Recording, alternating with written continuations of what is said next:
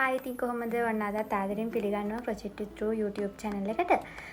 අපි කලින් වීඩියෝ එකක් අරගෙන ආවා මූලික ස්ටිච් වර්ග ටික ඔක්කොම එකම වීඩියෝ එකකින් ඔයාලට කියලා දුන්නා මුලින් ඉඳලා කොහොමද කරන්න කියලා. ඉතින් අද ඉඳලා මේ වීඩියෝ එකත් එක්ක වීඩියෝ 4ක් අපි අරගෙන එනවා. වෙන වෙනම ඒ ස්ටිච් වර්ග ගැන වැඩිදුර විස්තර කතා කරන්න. ඉතින් අද මම බලාපොරොත්තු වෙනවා ඉස්සෙල්ලම සිංගල් ක්‍රොචෙට් එක කතා කරන්න.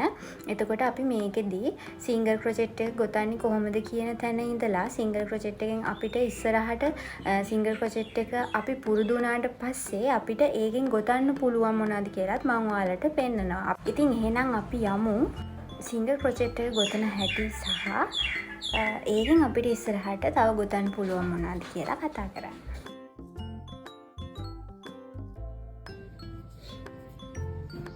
අපි දැන් බලමු සිංගල් ක්‍රොචෙට් එක කොහොමද ගොතන්නේ කියලා. මම ලොකු නූලක් තමයි යූස් කරන්නේ ඔයාලට බලා ගන්න පහසු වෙන්න.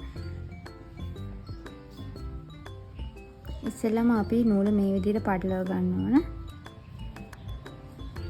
ඊළඟට ස්ලිප් knot එක ගොතා ගන්න ඕන. මේ විදිහට අරගෙන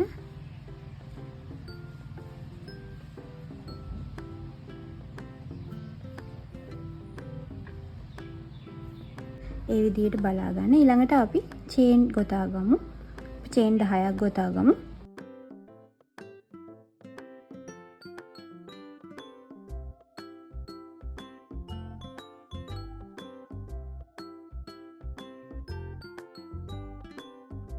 චේන් 10ක් ගොතා ගත්තා. ඊළඟට සිංගල් ස්ටිච් එක අපි ගොතන්න යන්නේ.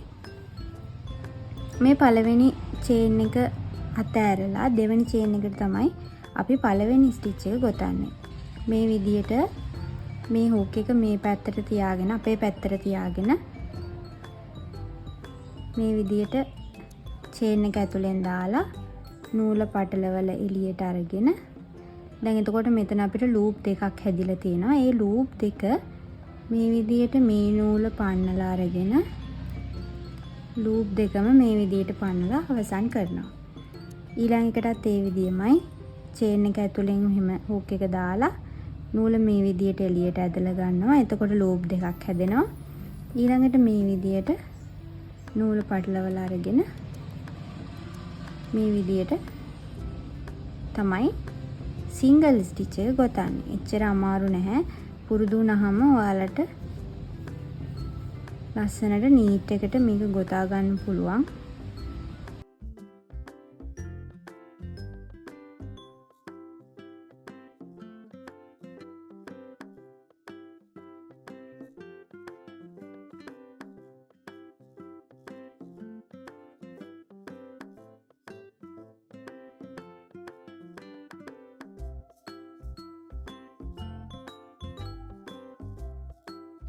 ඊළඟට අපි මේක ආපස්සට ගොතන්නේ කොහොමද කියලා බලමු. දැන් අපි එක පේලියක් ඉවර කරානේ. අපිට දෙවෙනි පේලියක් ගොතා ගන්න ඕන නම් මේකෙන් අපි කරන්නේ මේ විදිහට එක චේන් එකක් අයිනට ගොතා ගන්නවා. මෙහෙම.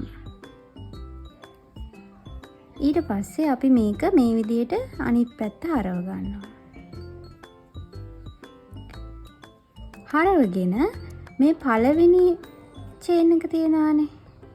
මෙතනට අපි මේ විදිහට හුක් එක මෙහෙම දාලා නූල මෙහෙම ඇදලා අරගෙන මේ හැදෙන ලූප් දෙක මේ නූල පටලවලා අරගෙන පන්නනවා. ඊළඟට ආයම කලින් විදිහටම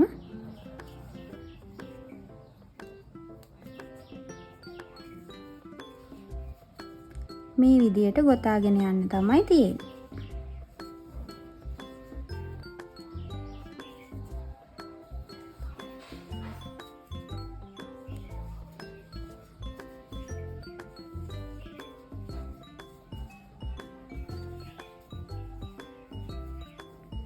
ආයෙම මේක අනිත් පැත්තට අපිට තව පේලියක් ගොතන්න ඕන නම් කරන්න තියෙන්නේ ආයෙම මේ විදිහට චේන් එකක් ගොතනවා. මේ විදිහට අනිත් පැත්තට හරවනවා.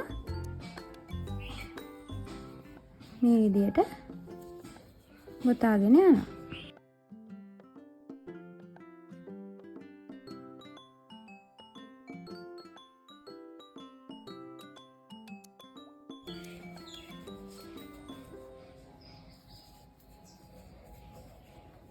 මේක තමයි සිංගල් ක්‍රොචට් ස්ටිච් එක. ඉතින් මේකෙන් අපිට ගොඩාක් නිර්මාණ කරන්න පුළුවන්.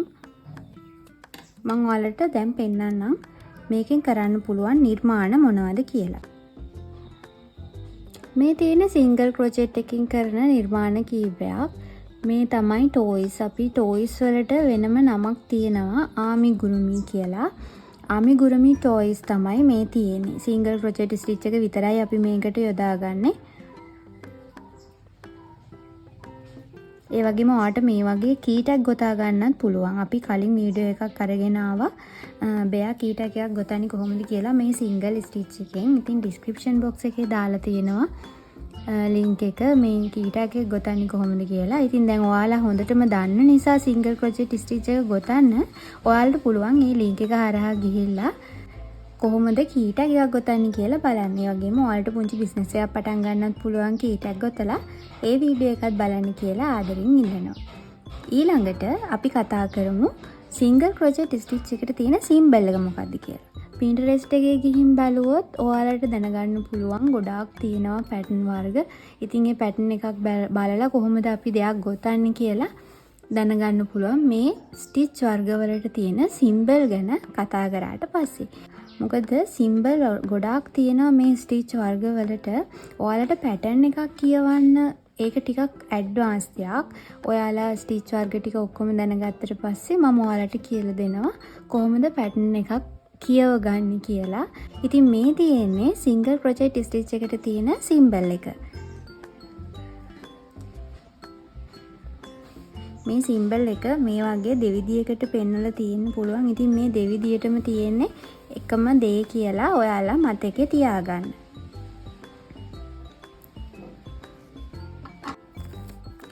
ඔයාලා දැනගන්න ඕන පොඩි කාරණාවක් තියෙනවා මේ ගොතද්දී ඔයාලා මේ චේන් එක ගොතන වෙලාවට අත ගොඩාක් තද කරන්නත් එපා, ගොඩක් බුරුල් කරන්නත් එපා. මොකද චේන් එක මේ ගොඩාක් අත තද කරලා මේ විදියට ඇදලා අරගෙන චේන් එක තදට ගොතා ගත්තොත් ඔයාලට ඊළඟ පෙළිය ගොතාගෙන යද්දි හුක් එක මේක ඇතුලෙන් දාන්න අමාරු වෙනවා.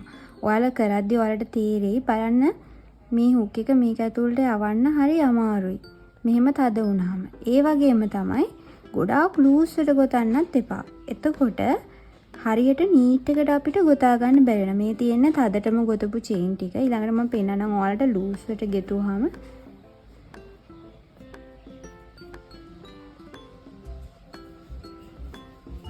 මේ වගේ ලූස් ගෙතුවාම අපිට ලස්සනට නීට් එකට මේ ස්ටිච් ටික පේන්නේ නැහැ. අර මෙහෙන් ඇද වෙලා තමයි පේන්නේ. ඉතින් එහෙම ගොතන්න නැතුව මෙහෙමයි. ඔයාලට මුලින් පුරුදු වෙන නිසා සමහර විට මේ වගේ ප්‍රශ්න එන්න පුළුවන්. හැබැයි ඔයාලගේ අත හුරු වුණාට පස්සේ ඔයාලට තේරෙනවා කොයි විදියටද නීට් එකට අපි ගන්න ඕන. එතකොට කොච්චර අත තද කරන්න ඕනද බුරුල් කරන්න ඕනද කියන එක ඔයාලට තේරෙන්න ගන්නවා. මේක ප්‍රැක්ටිස් එකත් එක්ක තමයි ඒ හැමදේම වෙන්නේ. ඉතින් ප්‍රැක්ටිස් කරලා ඔයාලගේ අත හොඳට හුරු කරගෙන ලස්සනට ගොතන්න ඉගෙන ගන්න කියලා හැමෝටම විශ් කරන ගමන් අද වීඩියෝ එක මෙතනින් ඉවර කරනවා. ඉතින් ඔයාලා හැමෝටම සුබ දවසක්.